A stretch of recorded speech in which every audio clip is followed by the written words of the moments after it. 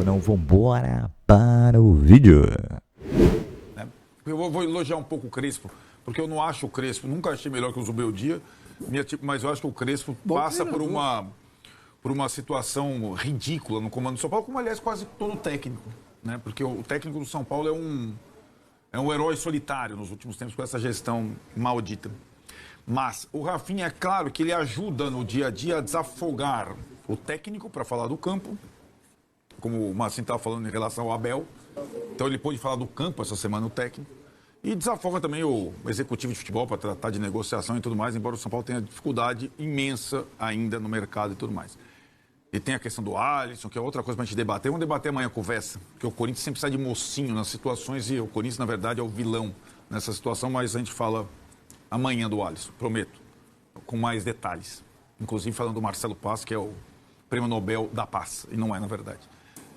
O Crespo, nesses dois jogos com Flamengo e Santos, ele deu um passo atrás em termos de sistema de jogo, já que a gente estava discutindo aqui, e colocou em campo, repetiu um sistema em que o São Paulo se sente mais confortável, talvez o único que o São Paulo consiga jogar bem hoje. Que é o sistema com 3 zagueiros e 3 volantes, sendo que os 3 volantes do São Paulo ocupam o Portugal que o Massa fala tanto, né? Porque são 3 jogadores versáteis.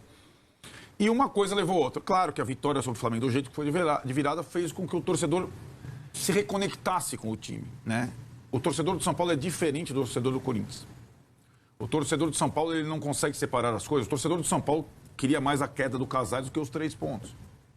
O torcedor do São Paulo não fez aliança com o Melo até ele cair em prol do time. O torcedor do São Paulo rompeu com o clube por conta do presidente e sua gestão.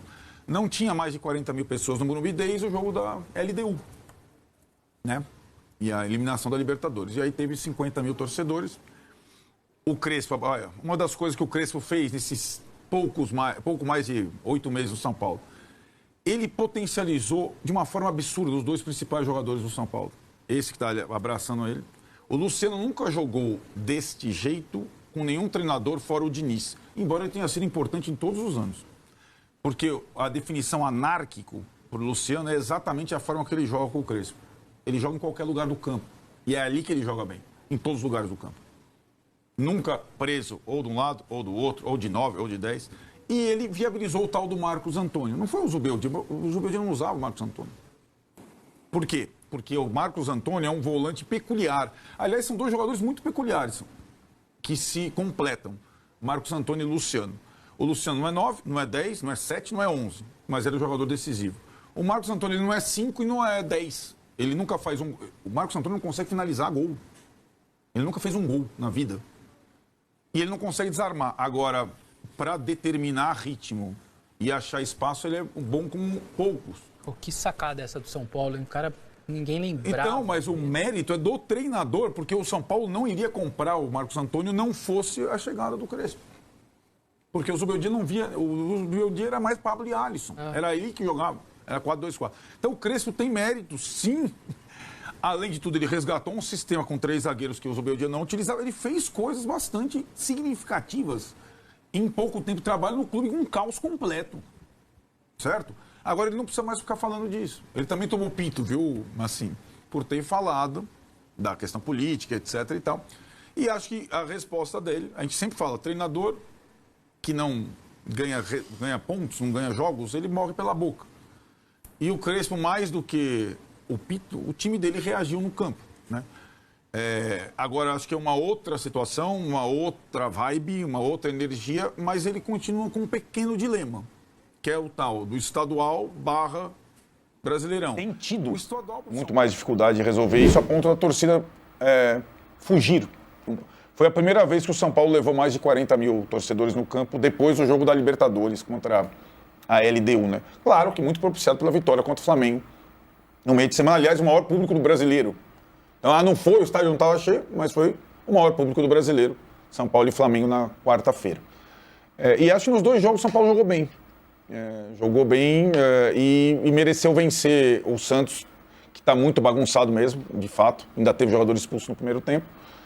E acho que aí é uma questão agora de a gente entender depois de uma semana muito boa, qual será a estratégia dessa segunda semana? Eu fico pensando aqui, cara. Qual o jogo mais importante? Santos na Vila, pelo Brasileiro, ou Primavera? O Danilo chegou assim, você reparou na rodada do Paulista esse final de semana? Se o São Paulo não tivesse vencido o Santos, ele estaria muito ameaçado de rebaixamento ainda. É verdade. Se tivesse empatado com o Santos, estaria bem encalacrado. Ele jogou um pouco a batata quente para o colo do Santos, que agora está abaixo do São Paulo, mas os dois continuam próximos, os dois não estão livres da ameaça. Só a Ponte Preta rodou, né? Agora o novo ameaçado é o Velo Clube, já foi o Noroeste, já foi o Guarani, já foi a Portuguesa, já foi um monte, Botafogo, ganhou do Palmeiras, vão saindo, né? Aí tá a tabela. E aí eu acho que é um momento do Crespo arriscar. E isso, se ele, eu arriscaria no Paulista. Depois de uma estreia... Tem 2 jogos para fazer 2 pontos, é isso? Para ficar livre de qualquer ameaça? Em tese. Agora talvez a nota de corte suba um pouquinho. Depende muito do que acontecer no próximo jogo do Velo. Os dois, né? Então, mas o próximo jogo do Velo é em casa, tudo bem, contra o Bragantino. Mas o Velo pode ganhar uma mobilização. Pode ganhar do Bragantino, que é um time... E aí ele já faz mais 3. Essa situação... E aí nós teríamos um Santos e Velo na última rodada, talvez valendo... E o São Paulo fora dessa briga. Para o São Paulo, estou falando aqui desde o começo, para o São Paulo, até pelo que a federação fez com o São Paulo, a melhor coisa é o São Paulo não se classificar para as finais do Paulista e tacar força no Brasileiro, porque o São Paulo tem uma coisa, o elenco do São Paulo, o Danilo falou do time reserva do Palmeiras, o time reserva do São Paulo é mais ou menos, o São Paulo não tem como fazer um time reserva hoje, competitivo para ganhar um. Até porque os reservas, que custam caro, alguns deles estão muito mal, né? E a gente viu, o Crespo tentou dar jogo a eles depois que o jogo com o Santos foi resolvido. Eu acho que o Lucas até entrou bem dessa vez, não mais como armador, mas como ponta, mas tinha um jogador a mais em campo. Isso tudo tem que levar em consideração para a atuação do Lucas, mas só o Wendel tá baixo, Ferreirinha tá baixo. O São Paulo teria alguns reservas para poder arriscar numa das frentes. Mas hoje o time é dependente daquele trio de meio de campo, dos 3 zagueiros e, sobretudo, do Luciano. Sem Luciano não há vida, meu velho. Não há como. É claro que um ou outro surpreende. O Tapia fez gol de novo num clássico, né? Em 6 meses. O Tapia é grosso. Um grosso que faz gol nos 3 grandes pode dar pro meu time, eu quero. O cara fez 2 gols contra o Corinthians, 1 gol contra o Palmeiras, 1 gol contra o Santos, em 6 meses. Dá o grosso aqui. Né? Não entendo essas coisas. E acho que essa vez agora o Crespo, com um pouco mais de respiro, respaldo, vai ter que priorizar uma das frentes. Estou curioso para saber qual delas, se o Brasileiro ou o Primavera. Tá numa evolução constante, dia após dia. É difícil ser naquela quebra de confiança e recuperar, é muito complicado, mas ele tá bem. Então acho que esses 2 pontos positivos, Crespo, planejamento, evolução do time e Lucas, vai ser a carta na manga do tricolor para esses próximos jogos. O resto, cara, o Enzo é um guerreiro, Danielzinho e Marcos Antônio se completam, 2 baita meio campos. Acho que os zagueiros ali, eu gosto muito dos meninos, mesmo quando a gente critica.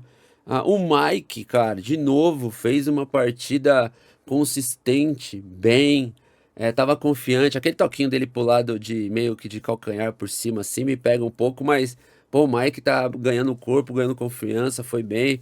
O Luciano, nosso fazedor de gol, não tem o que falar, por mais que a gente critique movimentação, que ele não jogue no meio, que ele é segundo atacante, blá, blá, blá, blá, blá. Cara, o bicho é brabo. E o Caleri voltando de lesão. Então, tipo assim, o ano vai ser difícil? Vai.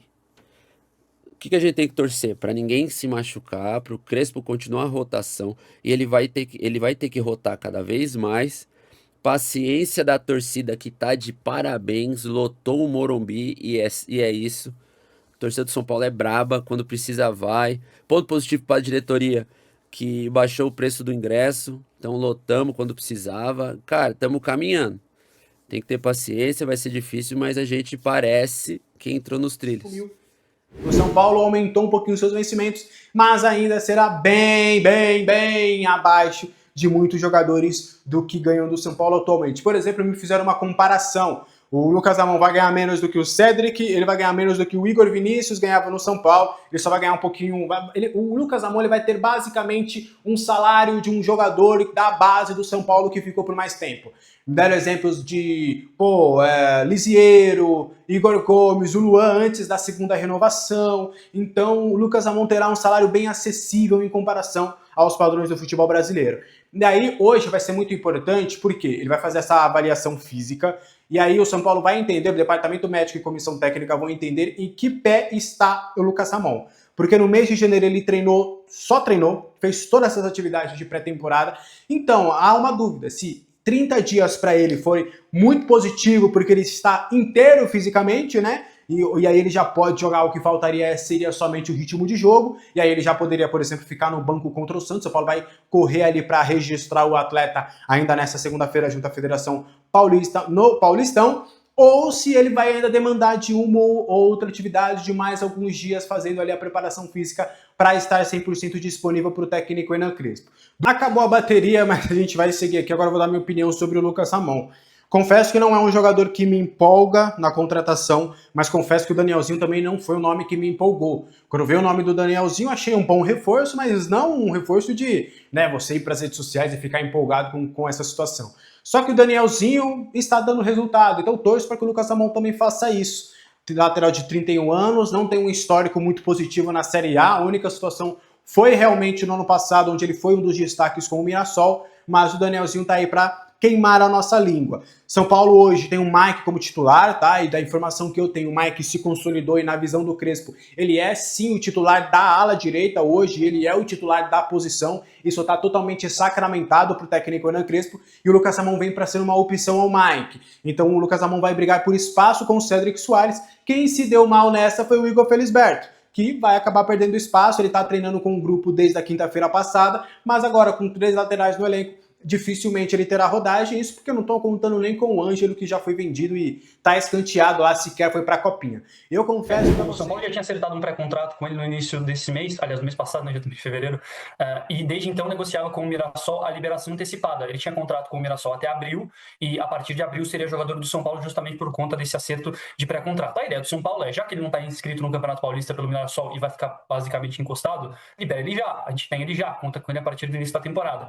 Mas ele tinha valores a receber com o Mirassol e isso estava emperrando a negociação. O que eu escutei, o jogador abriu mão desses valores que tinha a receber com o Mirassol e ajustou as luvas que receberia do São Paulo. Por conta disso, o Mirassol acabou liberando ele de graça. Então ele chega de graça ao São Paulo, mas logicamente vai ter um incremento ali nas luvas que ele tem a receber do Clube Paulista. Isso posto, é o 4º reforço gratuito que a diretoria do São Paulo, encabeçada pelo Rui Costa, agora também pelo Rafinha, conseguem nesta janela. Tem Carlos Coronel, Matheus Doria, o Lucas Ramon e mais recente e o Lucas Ramon. Então, o São Paulo se mexendo bem no mercado, conseguindo jogadores de graça, enquanto quer vender outros jogadores por 25 milhões de euros. O São Paulo está com uma cara bem clara aí nessa janela de transferências, Luísa.